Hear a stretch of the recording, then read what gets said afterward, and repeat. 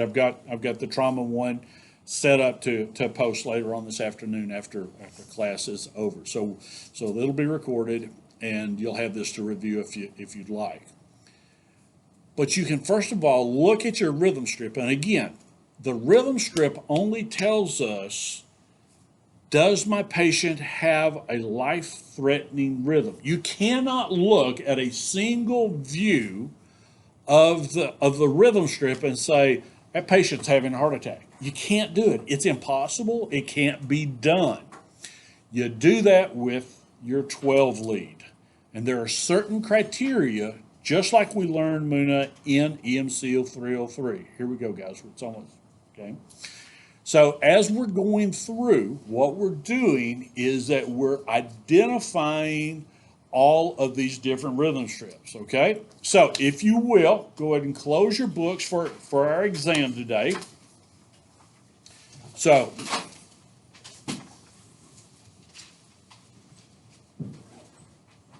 everybody ready? Okay, so I'm going to put the exam. She's not falling for it, folks. I saw her smile back there.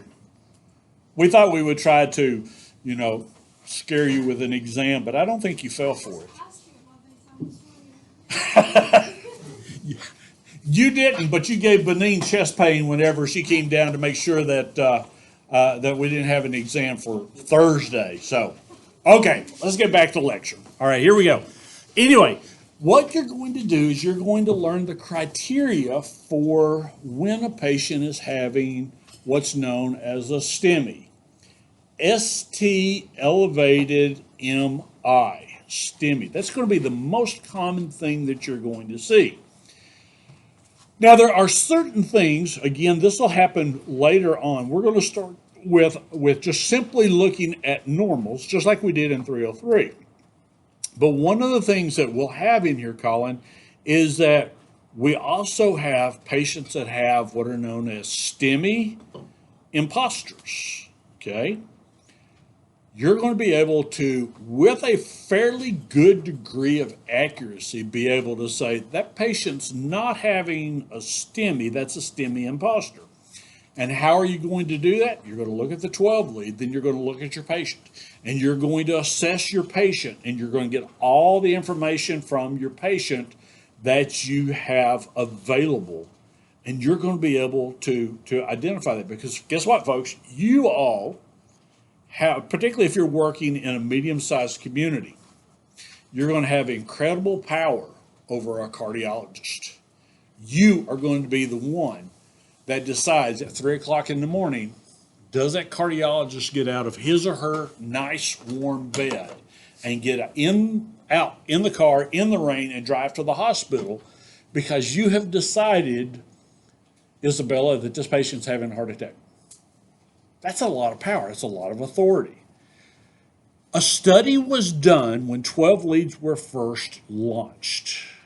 And all they wanted to do was to find out, could paramedics identify STEMIs with a certain degree of accuracy? What they did was that they gave 12 leads to EKG, or 12 leads to paramedics who had been trained, and said STEMI or not. And if there is a STEMI, what part of the heart is being affected? You'll learn that as well. They gave the exact same EKGs to cardiologists and simply asked them, STEMI or not, if there is a STEMI, what part of the heart's being affected? Both groups tied at 95% being able to identify and not either over or under triage. So you guys are going to be at that point in time. This is not hard. I will tell you, learning to interpret 12 leads for a STEMI or not, now we'll get into some other things that may be a little more difficult for some of you, but we'll try to simplify it as we can. But Miriam, identifying a STEMI on a 12 lead is going to be so much easier than trying to say, okay, is that normal sinus rhythm, or is that sinus arrhythmia, or is that a PAC that's in there? Identifying rhythm strips are a lot more complicated in my view, especially when we're looking at heart blocks, than identifying whether a patient's having a STEMI or not. So this is going to be fun. You're going to have a good time. You will become very proficient in this. So what is a 12 lead EKG? Again, what is it? What is an EKG? It records the activity of the heart. It's a what of the heart? It monitors the electrical activity of the heart. It monitors the electrical activity of the heart. What does an EKG not tell you? Mechanical Contraction, mechanical, what else? if they're alive or dead. Oh no. Many times an EKG can tell you if they're alive or dead. I mean, even now, paramedics can call a person dead in the field, and most all the time, paramedics will always run a rhythm strip tracing to confirm that. But it won't tell you about cardiac output. How do we determine cardiac output? Skin color, Say it again. skin color, And, blood pressure, and, heart rate. and. What's the one overall word that you've heard me use in time? The entitled? The anti what? The entitled? No, well, I've used that one a lot, but it starts with an A. Assessment, assessment, assessment of your patient. So you assess the skin, largest organ of the body. It gives you pale, pink, cyanotic, warm, cold, dry, wet. You assess the pulse for rate, rhythm, and quality. You assess the breathing for rate, rhythm, and quality. You assess the patient's level of consciousness. Are they awake and alert and know what's going on? All that will tell you about your patient's cardiac output. Your EKG will not. It will do just like you said, Muna. It will tell you about the electrical activity of the heart. That doesn't mean that it's not important. It's critically important because by looking at that EKG, we're going to be able to identify if we have a problem of where the electricity has to go around dead and dying areas. But Miriam, we'll also be able to do something that's even more important than that. We'll be able to identify whether that electrical activity is having to go around ischemic areas. Now, what's the difference between the word ischemia and infarction?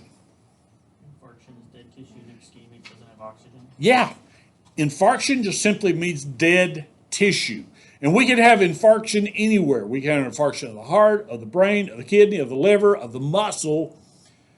Same way with ischemia. Ischemia means low oxygen. So you're going to be able to look at this patient, Martina, look at their EKG, look at them, interact with them, and you're going to say, you're not having a heart attack yet, but if we don't do something, you're going to. And the cool thing about it is paramedics, y'all can do something. Y'all can do something to keep that patient alive. We can't fix the problem because that's got to be the cardiologist in the cath lab. And we'll talk more about cath labs, but you can do much. Now, what's the difference between a 12 lead EKG and a rhythm strip? It gives me like a 3D patch of the heart. So it's like a 3D. Different size.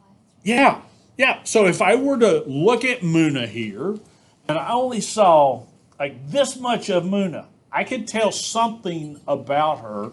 If I moved over here and started taking snapshots and taking more snapshots, and then I put those snapshots together, eventually I would be able to tell what gender she is and eventually who she is. I go, oh, I know her. I know her. And so the EKG is the same way. We're taking 12 snapshots of the heart, so to speak. And we're taking some of them at the same time.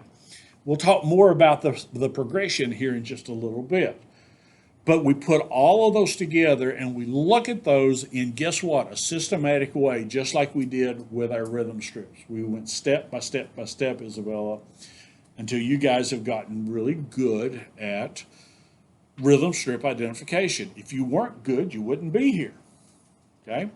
And we're going to do the same thing with 12 leads. And so basically what it does, In particular, we're looking at the left ventricle. Now, again, why is it that we are so OCD about the left ventricle?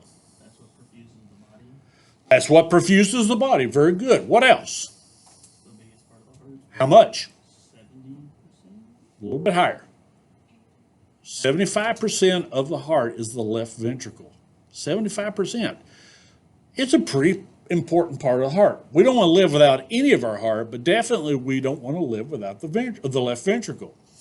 So most of what we're going to be seeing, so to speak, is going to be of the left ventricle. But that does not mean that you're not going to learn how to look over at the right ventricle, as well as, in rare occasions, getting an EKG and taking a look at the back of the heart as well.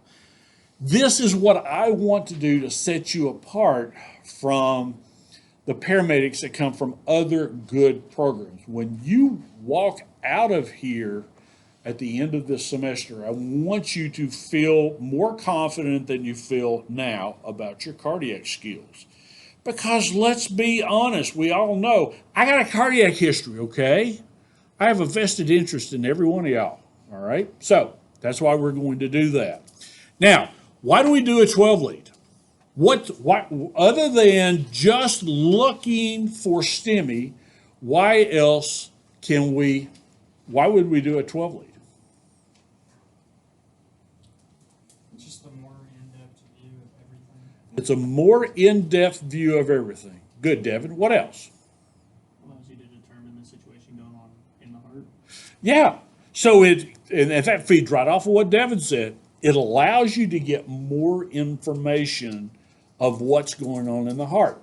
And this is particularly important because depending upon where the MI is occurring, will also tell us, okay, is my patient at high risk for cardiac arrest, such as we would see with a new onset of a left bundle branch block while the patient's having an MI? The chances of that patient going into cardiac arrest within the next 24 hours is like 80%. That's why you don't want to no transport a person who's having a heart attack, and you run your EKG, and sure enough, there's that left bundle branch block that you will learn how to identify. Don't leave them at home. Set up camp there if you have to, okay? Do whatever you have to try to convince them to go to the hospital, because like I said, they got an 80% chance that they're going to die in the next 24 hours. Or is it right there in the septum, where what important electrical aspect of the heart comes down the septum? Yeah, so we have the bundle of His at the top, and it branches down into the left and right bundle branch. If we have dead tissue in the septum, what might happen? Ventricles will depolarize. You're exactly right. And in particular, the left ventricle won't depolarize, which can put our patient either into heart failure or into cardiac arrest. So some of the things that we're looking at here is that we want to monitor our patient's heart rate and rhythm. You will learn about, again, if the patient's heart rate is going too fast, we start with mechanical actions to slow it down. Then we can go to medicine. Then we can go to electricity. The same thing holds true if the patient's heart rate is going too slow. We don't have any mechanical actions to speed it up, but we definitely have drugs and we have electricity. And we get that information from the 12 lead itself. The second thing we're going to do is we're going to look and see how severe and how extensive the injury is from the infarction. It is one of the scariest things that I've ever experienced, and I experience it on a regular basis, but it is also one of the most awesome, and by awesome I don't mean cool, great, I meant just being able to watch this happen is to watch an MI as it is in progress. So by looking at your 12 lead, once you got your patient hooked up, you can set your monitor, Miriam, to run 12 leads every 1 minute or 3 minutes or 5 minutes or 7 minutes or whatever. And you can watch for changes in your patient's EKG, even while they're on the monitor, and you can begin to see and say, my patient, they're losing more and more of their heart.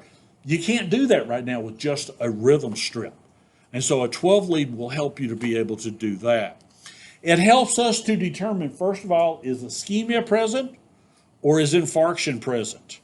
We can have infarction without ischemia, but if we don't recognize ischemia and act, Isabella, to fix it, to change it, to reverse it, then our patient is going to go into an infarction phase.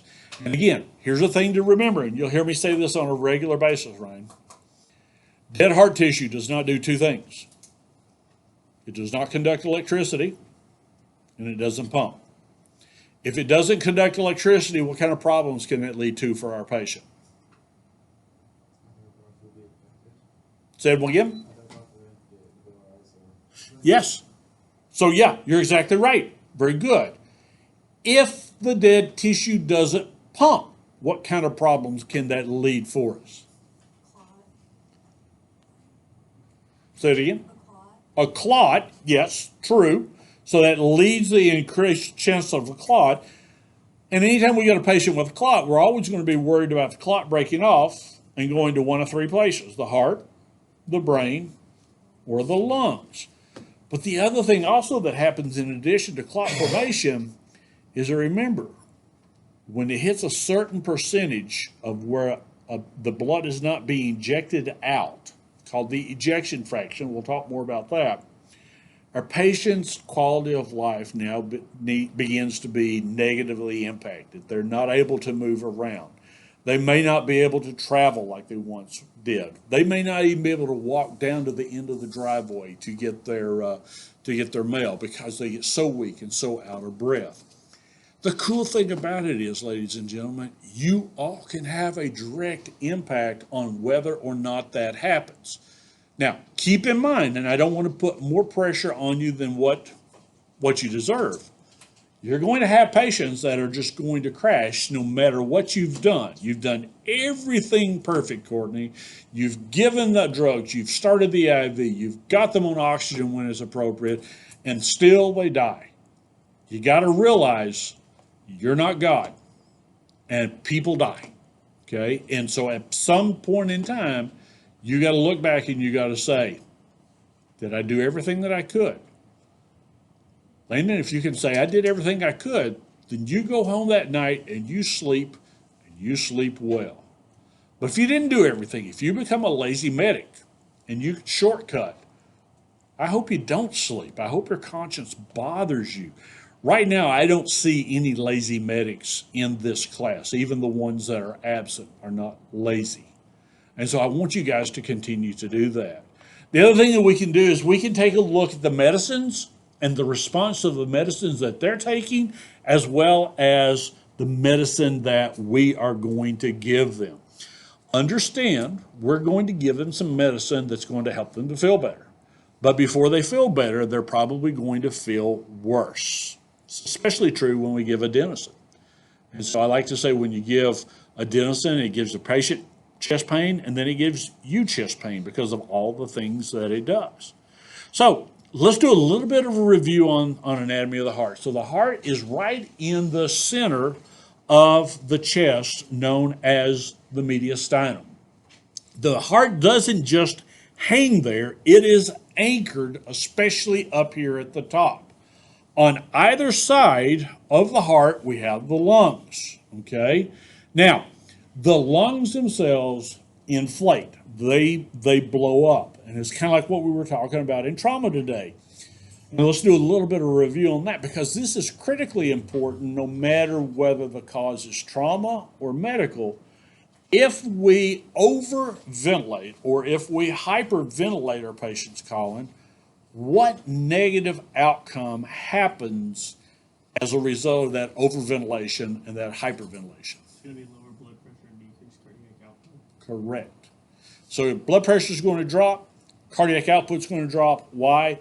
Because Starling's law is now hampered and it can expand, as well as the heart rate is going to drop. So we want to be able to make sure that we're doing that.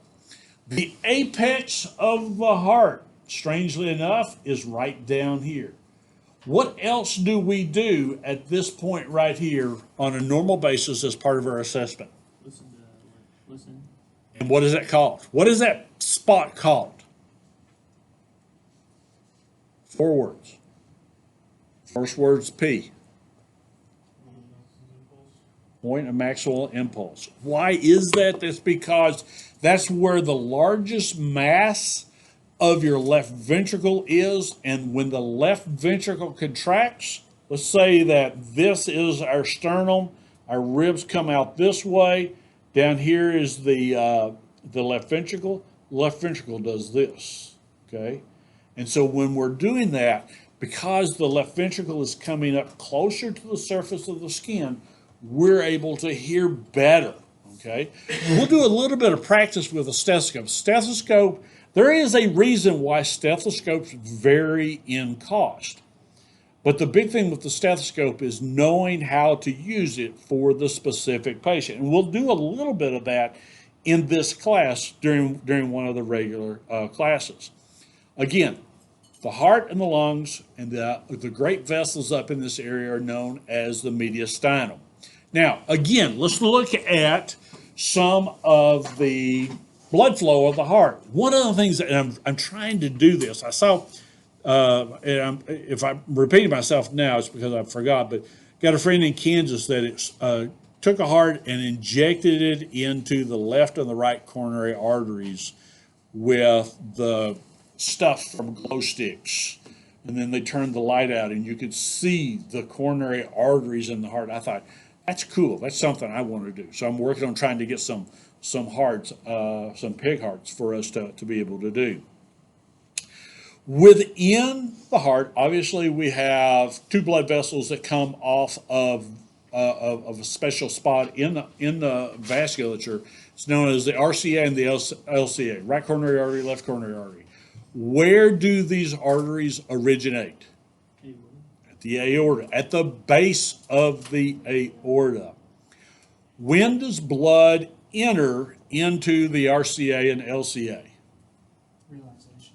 During the relaxation phase. Again, that's because that suctioning in there pulls the blood in. When the heart is not relaxing and it's contracting, it's pushing down on the heart. So in essence, it's not got enough room to let that blood come into those 2 main arteries. And that's what causes it to come in and to go in. It's getting the most oxygenated blood that there is of any other organ in the body.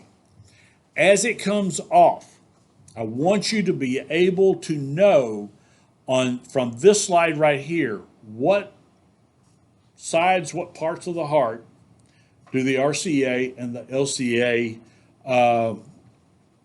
provide blood to.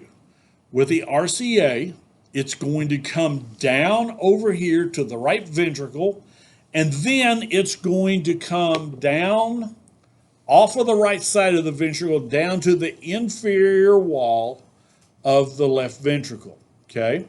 Now, the inferior wall of the left ventricle is a dangerous place to have an MI. Why? Because there's a lot of tissue there.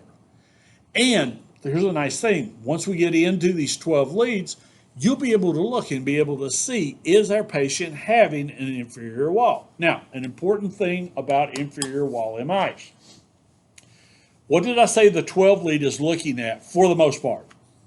What part of the heart? Left ventricle. We're looking at the left ventricle. That doesn't mean that the right ventricle or the atria or the posterior part of the heart cannot have MIs. They can. But we're mostly concerned about the left ventricle, except in the event of an inferior wall MI, research has shown that if it's going to extend or get worse, it's going to go over this direction to the right ventricle. Now, we'll talk about why that could be dangerous in certain situations, or in other situations, it's kind of like, no big deal, all right? But we'll also talk about how you will take a particular lead on this side and move it to this side and run another EKG called a right-sided MI. And we can look and see, do we have involvement in the right ventricle? Coming attractions, okay? So the RCA provides blood to the right ventricle, the inferior wall of the left ventricle, as well as to the posterior wall, the backside of the left ventricle as well. It also causes the SA node and the AV node to be perfused. If we had a high degree, let's say high degree block, right at where the RCA comes off of the aorta, what are some of the things that you might expect to see as all of these parts of the heart now begin to become ischemic, and if we don't do something, they infarct? What would be some things you think you might see? Arrhythmias. Definitely we would see arrhythmias. Good. Why? Because SA node is dying, AV node is dying. Very good. What else would we see? Say it again. Pulmonary edema. Okay. Why pulmonary edema?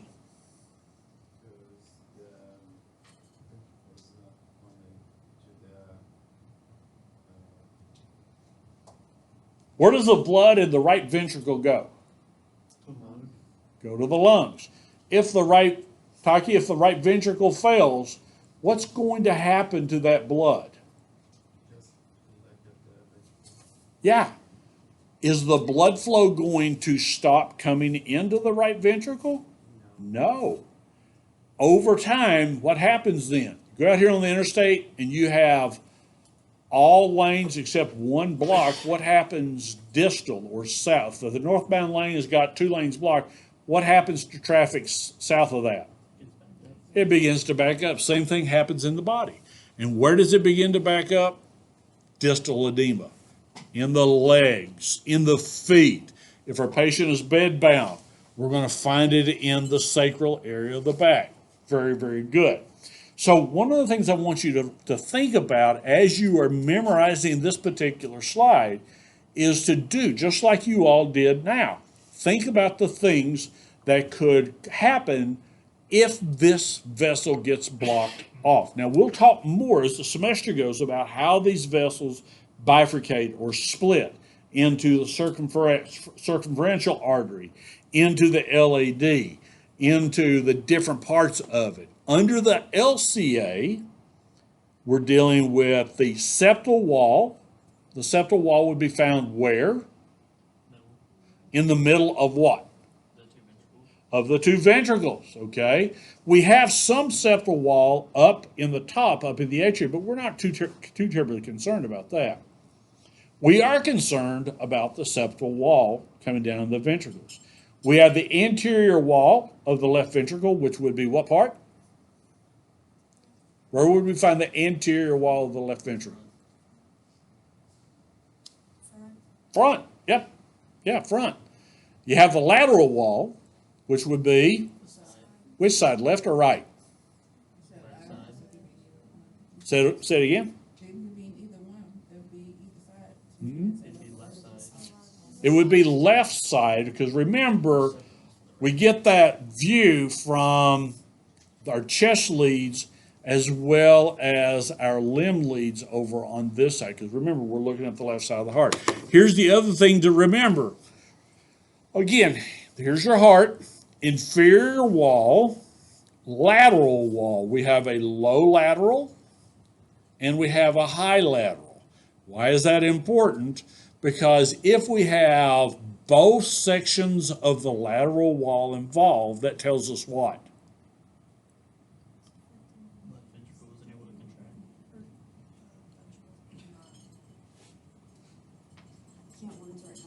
Okay, that's all right. Left ventricles aren't, or the left ventricle isn't able to contract. We don't know that for sure yet, but that's along the right line. So what do we know if we have elevation showing infarction in all of the lateral leads? So we have low lateral and high lateral. We got, say it again? Yes, so we've got a large part of the heart that is involved, okay?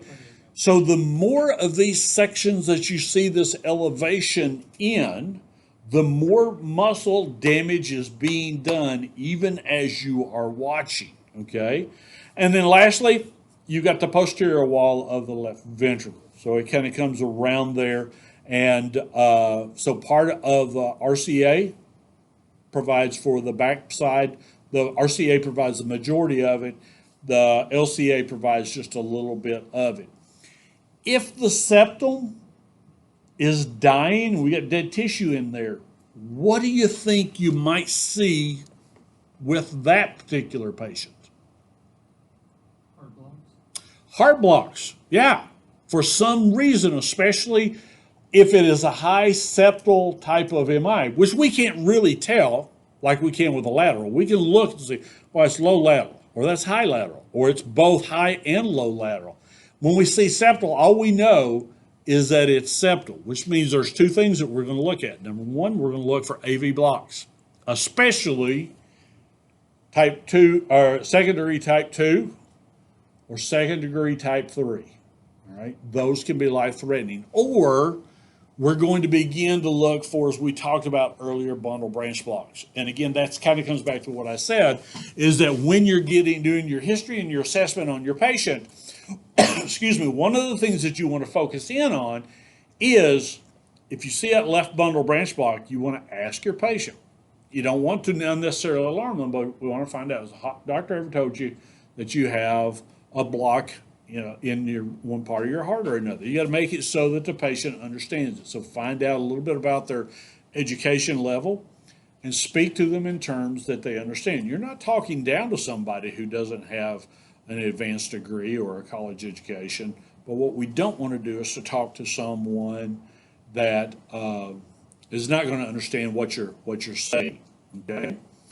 Now, again, very briefly, let's just kind of take a look here at our conduction pathway. Let me pull up my laser point.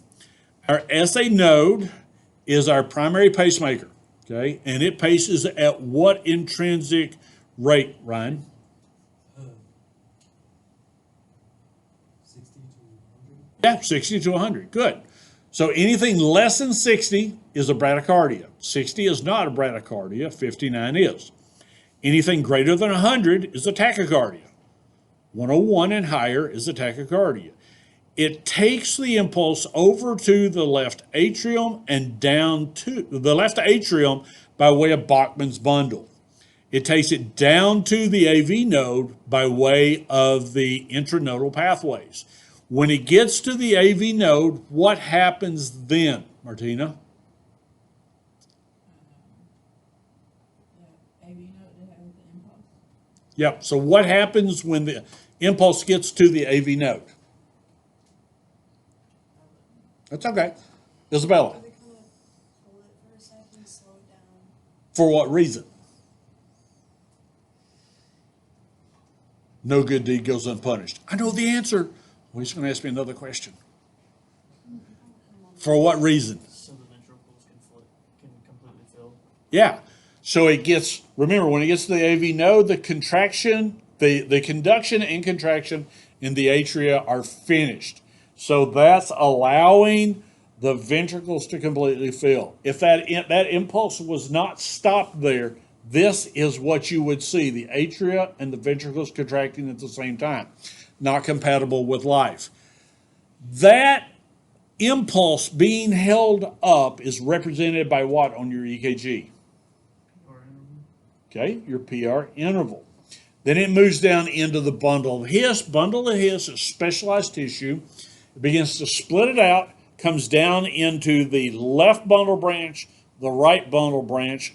Remember, the left bundle branch is thicker and it has more branches, also known as fascicles. Fasciles, fascicles. Left bundle branch is thicker. It has more branches because, again, the left ventricle is bigger. Okay? So, left and right, then it comes all the way down and moves into the Purkinje fibers. SA node and atria fire at 60 to 100 beats per minute. AV node fires at what? 40 to 60, As ventricles fire at 20 to 40. 20 to 40. That's important to remember. Okay? Now, when we're using a 12 lead, We are looking, again, we're just increasing your ability of being electricians. So as we're going through here, we're just measuring electricity and looking at these little squiggly lines on a monitor or on a piece of paper.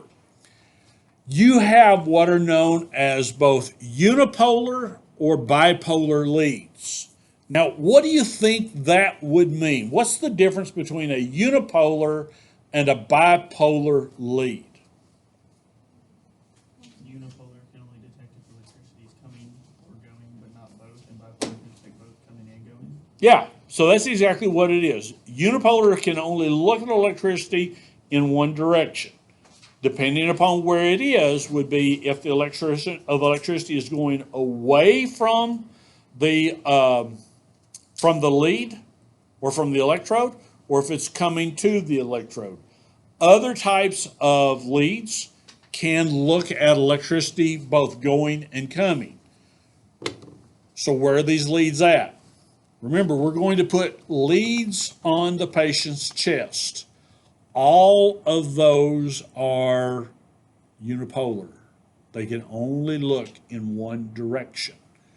Limb leads, even though we're not necessarily putting them on the limbs, the shoulders and down here the leg leads, those are bipolar because they're looking at electricity either going this way or this way, and they can look at it going this way or this way. And that, my friends, is how we're going to begin to get these different views of the heart. The bottom line for you, and we've already kind of talked about this, is to understand that the electrode is a little camera and it's taking one small slice of the picture. And it's going to give you 12 slices of the picture. And it's going to be up to you as the healthcare professional to be able to put those pictures together and know exactly what is going to happen. And again, I promise you, there'll be some challenges in learning this, but it won't be anywhere to the degree of what you guys have already done with your being able to identify rhythm strips. This is a good example of your bipolar leads, okay? So over here, we see the right arm, the left arm, and then the left leg. Now, we put another lead over here on the right leg. Why is that not shown on here? What is the purpose does that lead serve? Does it balance it out or? Close. Yeah, it does balance it out. What is this lead over here called? The ground lead. Okay, remember, we're dealing with electricity. Anytime that you're dealing with electricity, you have a positive wire, you have a negative wire. You have a hot wire, you have a ground wire. Woe be unto you if you get those confused. Okay, you'll figure it out really, really quickly because nature will let you know. So over here we have the lead that goes in that really we're not using a whole lot to look back up in through here. Now, one of the things that we're going to look at, obviously, is we're going to look at lead one is looking back over in this direction from the right arm to the left arm. And in essence, what's happening is the way, and I'll be the first to tell you, if I don't fully understand something, first of all, I will tell you, and number two, I will never try to teach you beyond what my understanding is. But basically, it takes all of the electricity as it's moving through the heart, and it gives it a direction, an average direction that is known as axis, AXIS. Now, we'll have some sessions on axis. Now, I don't fully understand it all, but I'll share with you what I do understand. And what that lead is looking at is the average of all the directions of the heart or the electricity that's moving through the heart. Because remember, heart sits like this, SA node is up here, it depolarizes and sends some impulses down this way, but remember, it also has to send impulses over this way. So there is a specific way, actually a couple of them, one really, really simple, one a little more complex, but basically if you can do this, you'll be fine, all right? That we can determine whether the axis is known as deviated or not, okay? Doesn't mean the heart has poor moral character. It just means that the direction that the electricity is going is an abnormal direction. Again, that's all part of that A word, assessment, that you're going to be able to come out of here when you're finished. So we're looking from right arm to left arm, that's going to be lead one. That's one view. When we're looking from right arm down to the left leg, that's going to be lead two. That's the most common lead that we monitor our patients in. Then, when we're looking from the left arm down to the left leg, and the electricity can be seen in either direction here, that's lead three. All right?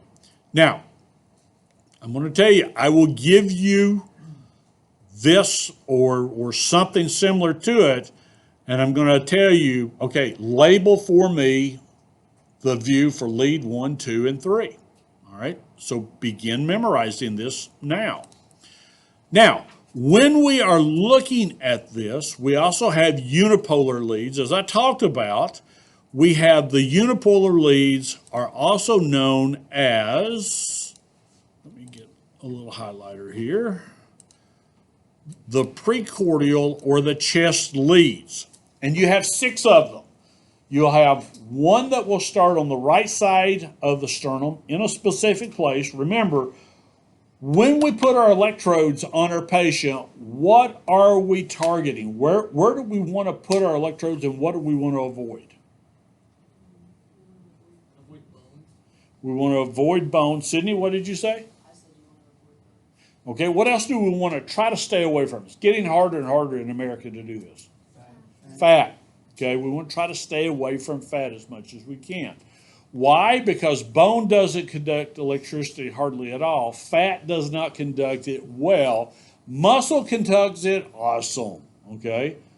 The problem is most people that have a lot of muscle are in shape. They don't have a lot of cardiac disease. Then you have people like me. There's lots of fat, lots of cardiac disease. But the monitor can clean some of that up. The big thing here of those two, stay away from bone. Stay away from bone. So we want to put it in the intercostal space. So we put one right about here, here. This would be V1, V2, V3, V4, V5, and V6. All of those are unipolar views. I can only, but V1 through 6 can only look in one direction. Now, the monitor will take different leads and it will calculate. You don't have to worry about these. I just want you to know what they are. And it will make 3 additional leads for you to be able to look at. Remember, if we have V1 through 6, that's 6 leads.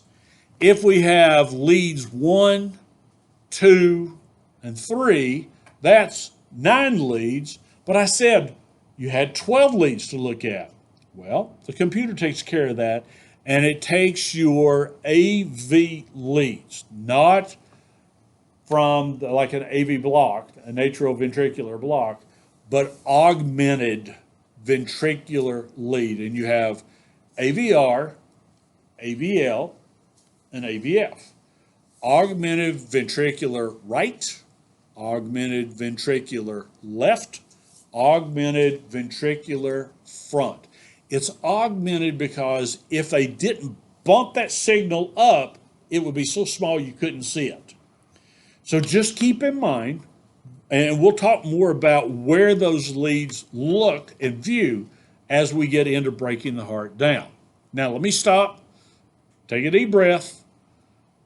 Anybody completely lost? Is there anything I need to go back over to help you with? I'm taking your word for this, okay?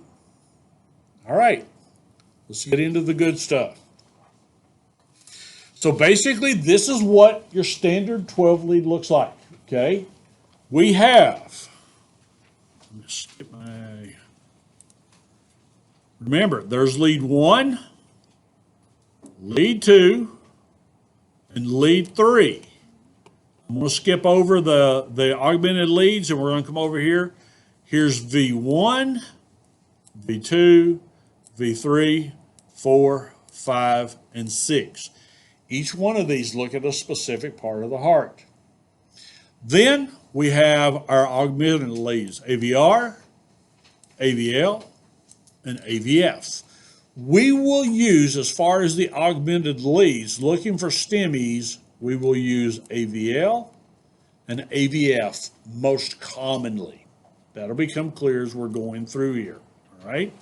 So we got 6 limb leads, which would be considered taking up the augmented leads, and then you got 6 12 precordial leads.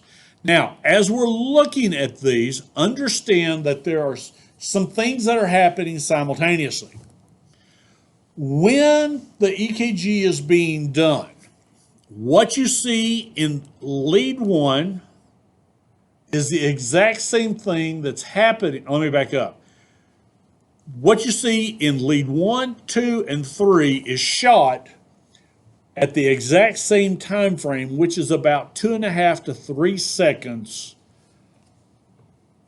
Exactly. So it's basically like it's taking a picture of lead 1, lead 2, and lead 3 and recording a certain amount of that picture. You know, you can either get a little tiny wallet-sized photo, or you can get a big panoramic type of photo.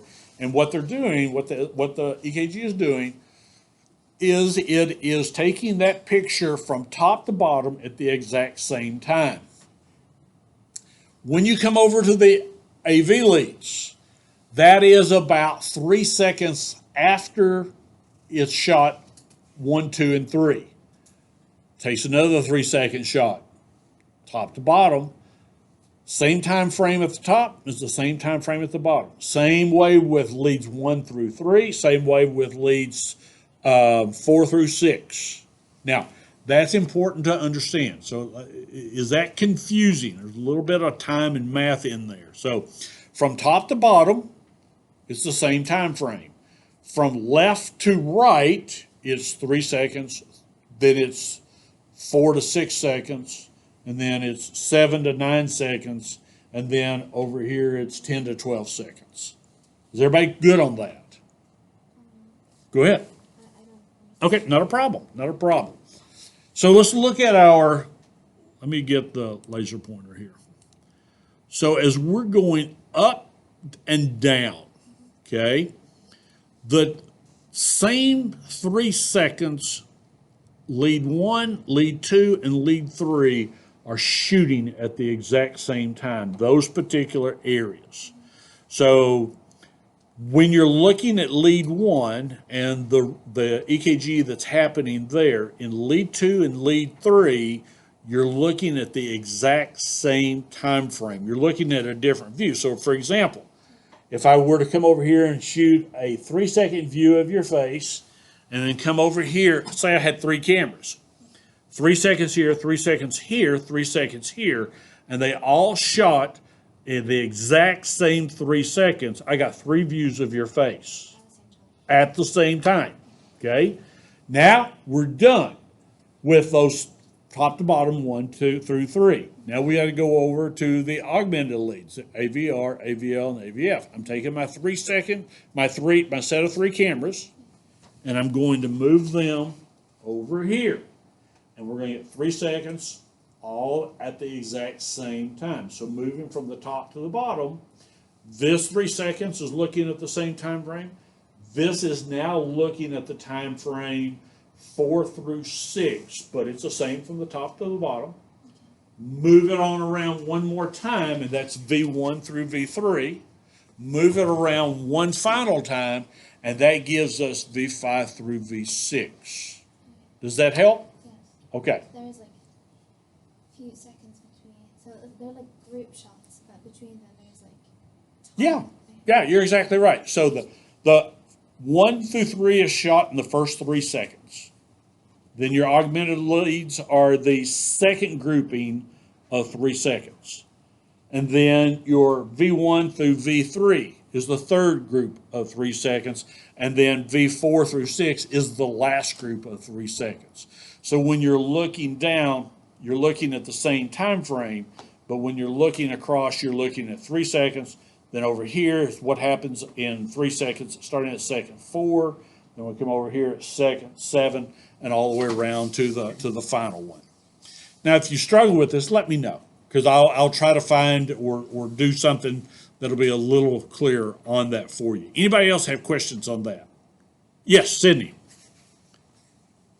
And by the way, it's scary to ask questions in front of your peers, so I really appreciate you ladies doing this. So like,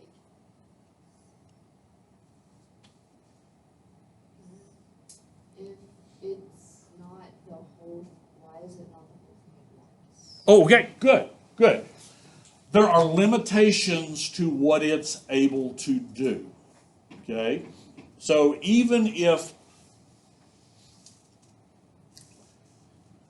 you guys have been, everybody's been to an IMAX theater, right? Surround and everything. And so basically, the way that that is done is that they have a big camera. Or maybe you've seen the Google car drive by. They've got a similar camera that's up on top of their weird looking little car. And they just simply drive the streets.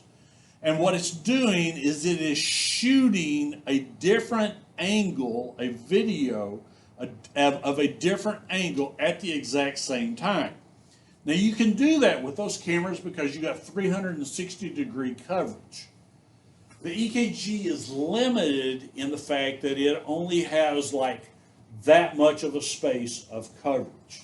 So what we're doing here is from here down to here. Forget this one down here. I'll explain to you what this one is in just a minute. So we got 1, 2, and 3. They're shot in the same 3 seconds. So basically we've got 3 cameras that are giving me 3 views that happen within the same time space. The next 3 seconds, the exact same thing happens. We come over here and we have the AVR, AVL, and AVF. Again, 3 different views from over here and 3 different views independent of each other in the same time frame. Same thing for V1 through V3 and V4 through V6. And so what that does is that it gives us this grouping that now you will be able to look at and identify electrical abnormalities at a greater detail. Prior to this, you could look at things and you could say, 3rd-degree block tells you what? You got a patient who's got a 3rd-degree block. What are you concerned about? Heart's not right. True, the heart's not right, but be a little more specific. The atrias and the ventricles are depolarizing at separate times. Yeah, which can lead to what? Low cardiac output. Low cardiac output. Yeah. What part of the heart's being affected whenever that happens? Maybe no. So, Are you sure? yeah. The AV node is involved, but what other areas of the heart might be affected as well? Just from your rhythm strip. The correct answer is, I don't know, because you can't tell just from a rhythm strip. When we run our 12 lead for our patient, now, there'll still be times, Isabella, when you go, I don't know, I can't tell, I'm not sure, and all of those are okay answers. Just don't make stuff up. But now, as you get more experience, and by the time you come to the end of the semester, you will be really good at this, of looking at that and saying, not only can I tell that my patient's having an AV block, I can also see that my patient is having a septal MI. Now I have a better understanding of that 3rd-degree block is not probably being caused by medication, but instead it's being caused by ischemia and infarction. That tells me I need to, number 1, get my patient some aspirin unless there's contraindications. And number 2, I need to wake up the cardiologist because this patient is going to the cath lab because they've got to go in and put a stent in or dissolve the clot or grab the clot and pull it out. So that's what a 12 lead allows you to do now that you were not able to do. And that'll come clear to you as we get in and we actually work on it, okay? So it's all coming in different time frames, right? So the From top to bottom, it's the same time frame. 1, 3, okay. Now from left to right, 3 seconds, 3 seconds, 3 seconds, 3 seconds. So it's kind of a rolling type of picture that's being made. Very good. Anybody else? Well, I'm much more interested in you being accurate than us getting through this quick. Okay. Yes. Are the 3 seconds like following each other Uh-huh. immediately? Or they Yeah. like, They're consecutive. So we've got right in here, so you can tell where there is a break. Okay? So you can tell where it changes down in here. This one's a little more less obvious, but you know that if it happens right in here and right in here, all we have to do is draw a line straight down. So basically what we're looking at here is this is seconds. 1, 2, 3, 4, 5, 6, 7, 8, 9, 10, 11, 12. And everything stacked on top of itself, other than this one, I'm getting ready to tell you what this is in that 1, 2, 3. Does that help? So what is that bottom strip there? Well, that's just simply a rhythm strip. This is, and you can set this up to be anything that you want to monitor in. This is your rhythm strip that you can look at, and it will go across the bottom of that. So as you're looking at this particular rhythm strip, you can tell, is it normal sinus rhythm? Is it sinus tach? What is it? It's just one lead. And when you set your 12 lead up, you can decide which one you're going to use as far as monitoring when you run a 12 lead. All right? Expert tip. Once you've identified that you've got a patient that's having an MI, and we'll look at the ST elevation to determine that. Let's say that you've got a patient having an inferior wall MI. That's going to be 2, 3, and AVL. I would tell you to monitor in either lead 2, lead 3, or AVL. Why would you do that? Why would you monitor in a mode that is, or in a lead that you've already identified your patient as having an MI because the ST segment is elevated? See if something changes. Yes. If it changes, again, here we go. As the elevation goes higher, more tissue death is taking place. That's infarction. If we get it going down below the baseline, that's ischemia. Okay, that's more oxygen-starved tissue that is not getting oxygen, but it's not dead yet. Okay? Now, here's another slide that just basically, I should have come to it because I think it had probably done a better job than what I've done. As you can see here, here's leads 1, 2, and 3. All right?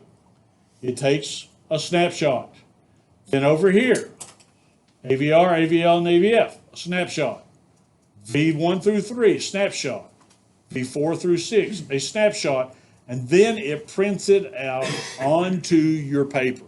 It typically will take, the thing that it takes the longest about getting your patient set up is getting the leads in the right place, especially when you're new, because there is no one size fits all, okay? I'm a big guy.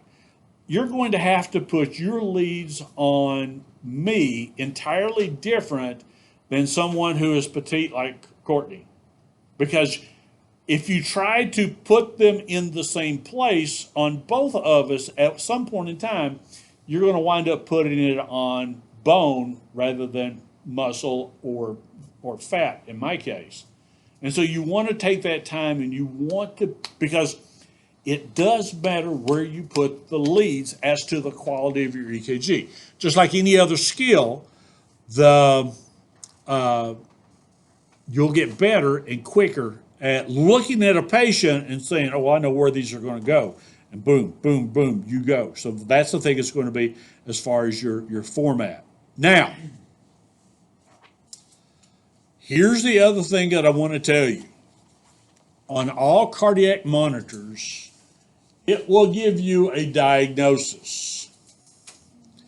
I will not allow you to use the computer's diagnosis because it is often wrong.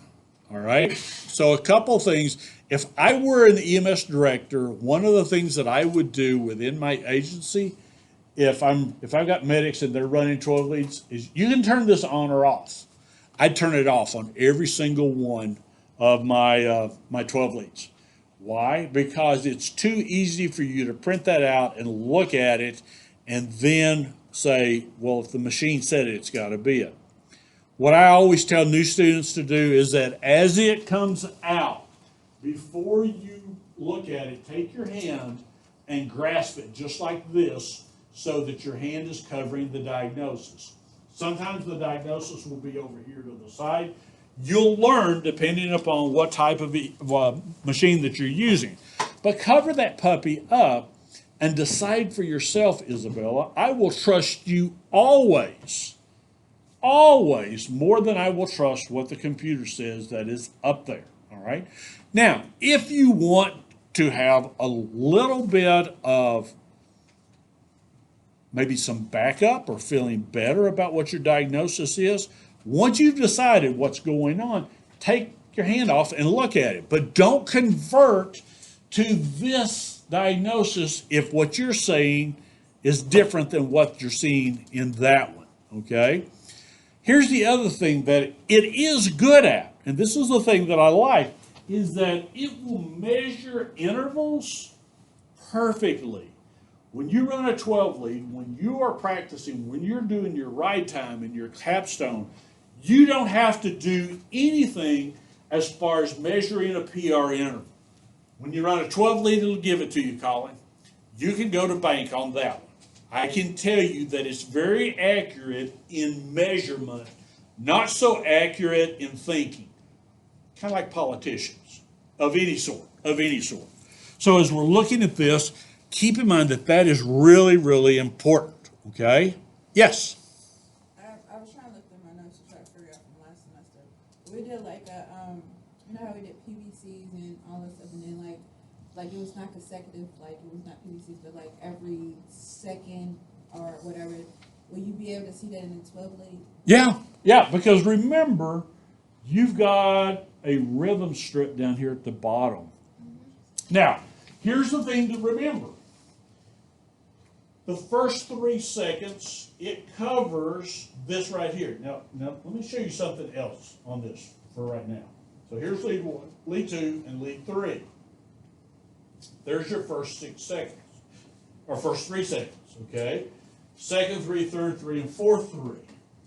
Down here, this is continuous.